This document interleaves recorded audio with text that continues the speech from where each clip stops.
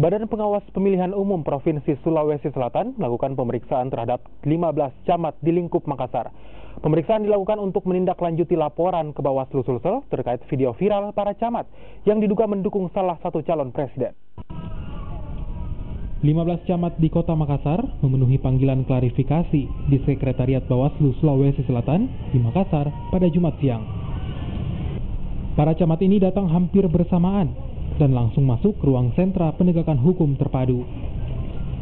Mereka sebelumnya dilaporkan ke Bawaslu Sulawesi Selatan terkait video viral di media sosial yang dianggap mendukung salah satu pasangan calon presiden.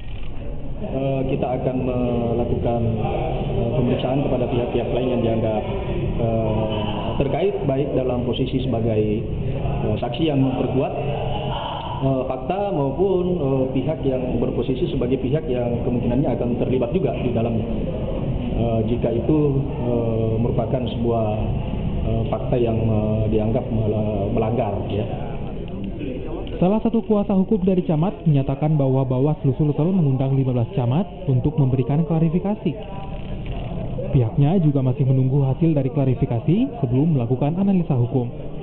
Saya pikir begini, untuk seperti apa pembelaan kami sebagai tim hukum, ya, kami belum bisa dulu menyampaikan karena pemeriksaan juga belum dilakukan. Jadi kami menunggu saya dulu hasil pemeriksaan dari pihak Bawaslu, pasal apa misalnya yang akan diterapkan.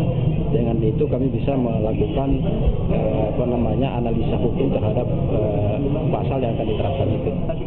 Ke-15 camat di lingkup pemerintah Kota Makassar masih menjalani pemeriksaan untuk memberikan keterangan dan klarifikasi di Bawaslu Sulsel.